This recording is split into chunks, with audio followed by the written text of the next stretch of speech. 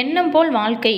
நாம் முடியும் அப்படின்னு நினச்சோமா எல்லாமே முடியும், முடியாது அப்படின்னு நினச்சோமா எதுவுமே முடியாதுங்க. அனைத்துமே நம்மளோட எண்ணத்தை பொறுத்து தான் இருக்குது. இதை முதல்ல நீங்கள் உணர்ந்துட்டீங்க அப்படின்னா உங்களோட வாழ்க்கை எப்போதுமே சிறப்பாக இருக்குங்க. என்ன நேயர்களே, இந்த வீடியோவில் நம்ம அதிகாலை பிரம்ம முகூர்த்த நேரத்தில் எழுந்து வழிபடுவதனால கிடைக்கக்கூடிய யோகங்கள் என்ன, மேலுமே இந்த அதிகாலை பிரம்ம முகூர்த்த நேரத்தில் எழுந்திருக்க முடியல அதற்கு இணையான பலன்கள் ஏதாவது இருந்தால் சொல்லுங்கள் அப்படின்னு கேட்டிருக்கீங்க. அதுக்கான ஒரு வீடியோ தான் இந்த வீடியோவில் அதிகாலை நேரத்தில் நம்ம எழுவுறதுனால என்னென்ன பலன்கள்லாம் கிடைக்கும், இந்த நேரத்தில் முக்கியமாக நம்ம செய்யக்கூடாத தவறுகள் என்ன அப்படிங்கிறத தான் நம்ம ஒவ்வொன்றா பார்க்க போகிறோம். வீடியோவை ஸ்கிப் பண்ணாமல் முழுமையாக பாருங்கள். வீடியோ பிடிச்சிருந்தா லைக் பண்ணுங்கள், கமெண்ட் பண்ணுங்கள், ஷேர் பண்ணுங்கள். நீங்கள் இது போல் தகவலை தெரிஞ்சுக்கணும் அப்படின்னாலும் நம்ம இனியவள் உற்சாகம் சேனலை சப்ஸ்கிரைப் பண்ணிக்கோங்க. கூடவே இருக்க பெல் பட்டனையுமே ப்ரெஸ் பண்ணிட்டு வாங்க வீடியோக்குள்ளே போகலாம். பல பேரோட வாழ்க்கையில் நல்ல ஒரு முன்னேற்றத்தை கொடுக்கக்கூடிய ஒரு அற்புதமான நேரம் தாங்க இந்த பிரம்ம முகூர்த்த நேரம். இந்த பிரம்ம முகூர்த்த நேரத்தில் எழுந்து வழிபாடு செய்வதனால கண்டிப்பாக கோடீஸ்வரர் ஆக முடியுங்க அப்படின்னு சொன்னால் நம்ப முடியுதுங்களா? இந்த பிரம்ம முகூர்த்தத்தோட ரகசியத்தை நம்ம முதல்ல பார்ப்போங்க. பிரம்ம முகூர்த்தம் அப்படிங்கிறது உங்களோட வாழ்க்கையில் நல்லதொரு மாற்றத்தை ஏற்படுத்தக்கூடிய, நினைத்த காரியங்கள் எல்லாமே நிறைவேற்ற லட்சுமி கடாசம் நிறைந்த இந்த பிரம்ம முகூர்த்த நேரத்தை நம்ம பயன்படுத்துறது ரொம்ப ரொம்ப நல்லது. மேலுமே இந்த பிரம்ம முகூர்த்த நேரத்தில் எழுவதனால மனதில் பார்த்திங்கன்னா தெளிவான ஒரு மனநிலை நமக்கு இருக்கும். உடலுமே ரொம்ப ஆரோக்கியமாக இருக்கும். மனதில் அமைதியான ஒரு சூழலானது இருக்கும். ஆன்மீக வளர்ச்சி, செல்வ வளம் பெருகும் ஒரு அற்புதமான நேரம் தாங்க இந்த நேரம். இது நல்ல ஒரு ஆற்றல் நிறைந்த ஒரு நேரமாகவும், இதில் தியானம், யோகா, பூஜை செய்வது பல மடங்கு பலன்களை நமக்கு கொடுக்கும் ஒரு அற்புதமான நேரம் தாங்க இந்த நேரம். எதிர்மறை ஆற்றல்களை நீக்கி நேர்மறை ஆற்றல்களை அதிகரிக்கும் ஒரு சக்தி வாய்ந்ததுங்க இந்த நேரத்தில். இந்த நேரத்தில் பார்த்தீங்களா, வளிமண்டலத்தில் அதிக ஆக்சிஜன் இருக்கிறதுனால மூளையில் செயல்பாடு ஆற்றலானது அதிகரிக்கும். மனதிலையுமே தெளிவான ஒரு நிலையானது இருக்குங்க. மனம் ரிலாக்ஸாக அமைதியாக இருக்கும். இதனால் சிந்தனைகள் தெளிவாக இருக்கும், கவனமும் அதிகரிக்கும், நினைவாற்றல் மேம்படக்கூடிய நேரம் தாங்க இந்த நேரம்.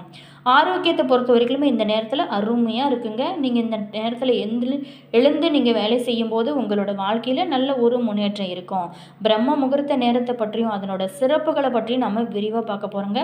இருந்தால் கூட பிரம்ம முகூர்த்த நேரத்தில் எழுவது அவசியமா, இந்த நேரத்தில் எழுந்தால் நிச்சயமாக வாழ்க்கை மாற்றம் வருமா அப்படின்னு கேட்டால் கண்டிப்பாக வருங்க. நன்மைகளும் பலன்களும் முழுமையாக கிடைக்குமா அப்படின்னு கேட்டாலும் கண்டிப்பாக கிடைக்குங்க.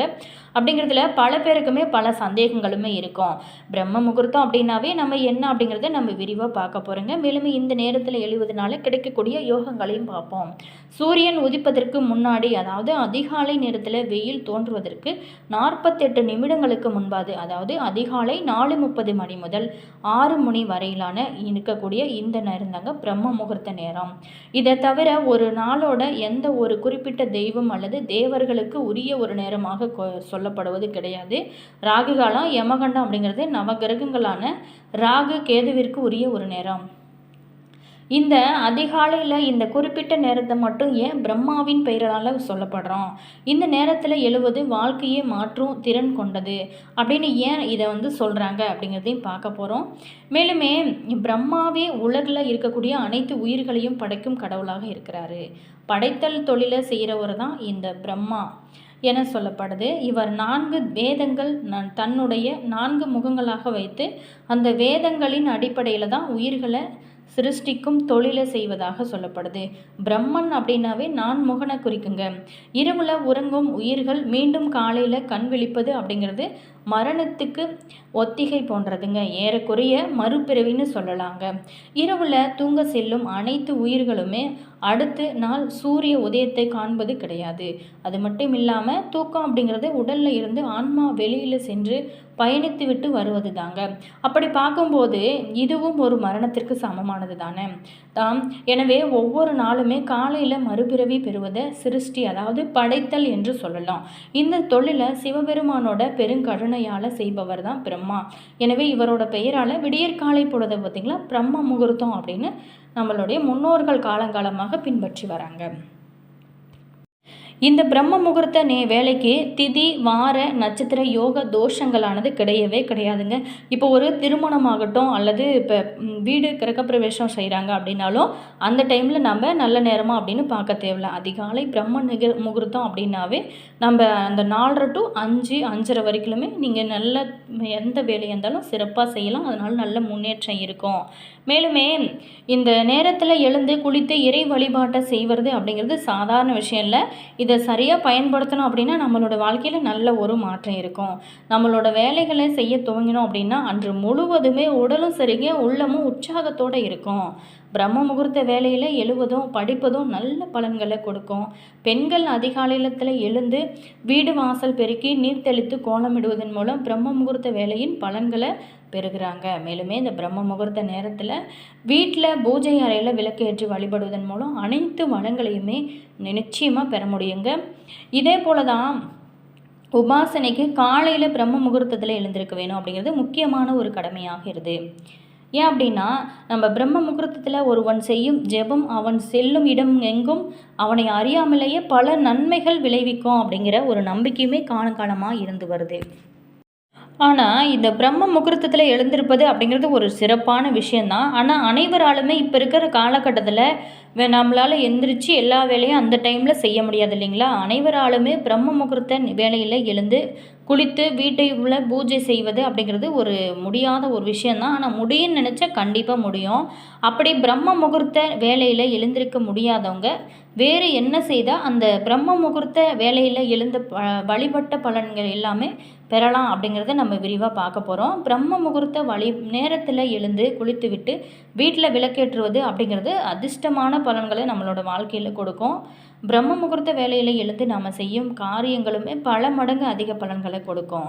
பிரம்ம முகூர்த்த வேலையில் எழுந்து குளித்து விட்டு வீட்டில் விளக்கேற்றி வழிபட்டாலே அவங்களோட வீட்டில் செல்வம் பெருகும் அப்படின்னு சொல்லப்படுது. இந்த நேரத்தில் விளக்கு ஏற்றுபவங்களுக்கு தேவர்களோட ஆசீர்வாதமும் தெய்வங்களோட அருளும் கிடைப்பதாக ஐதீகங்க. ஆனால் அனைவராலுமே இந்த நேரத்தில் எழுந்து விளக்கேற்றுவது அப்படிங்கிறது கொஞ்சம் கடினமான விஷயமா இருக்குது.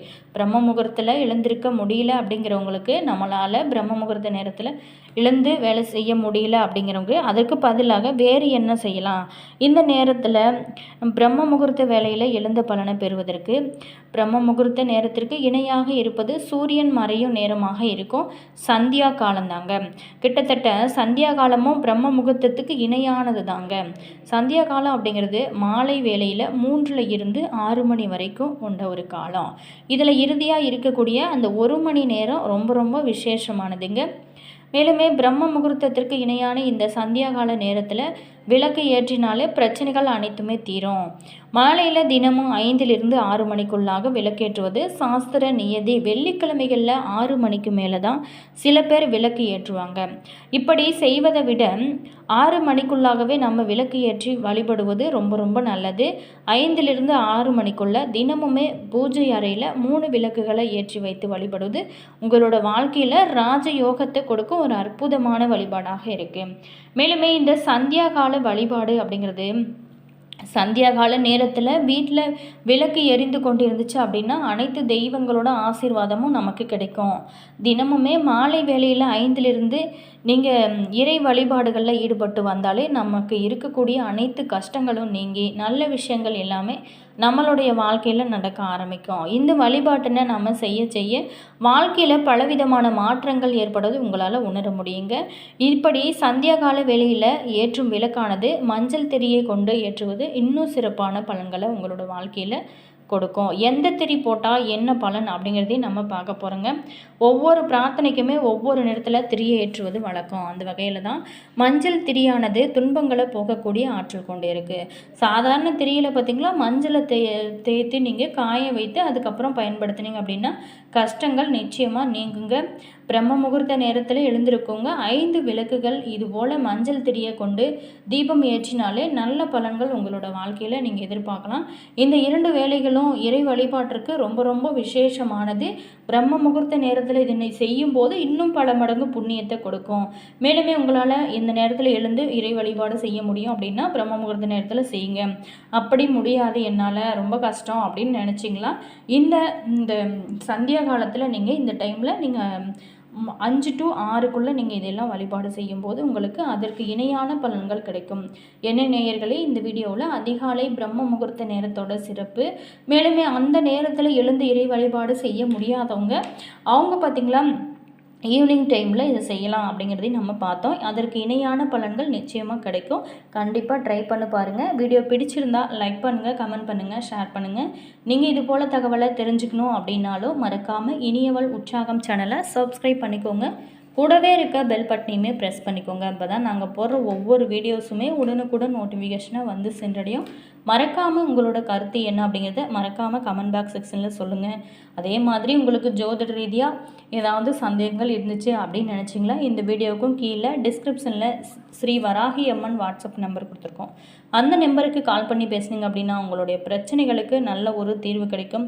மேலுமே உங்களோட கருத்து என்ன அப்படிங்கிறத மறக்காமல் கமெண்ட் பாக்ஸ் செக்ஷனில் பதிவு பண்ணுங்கள். நீங்கள் அதிகாலை நேரத்தில் இந்த பிரம்ம முகூர்த்த நேரத்தில் எழுந்து இறை வழிபாடு செய்வீங்களா? மறக்காமல் உங்களோட கருத்துக்களை சொல்லுங்கள். All viewers, thank you.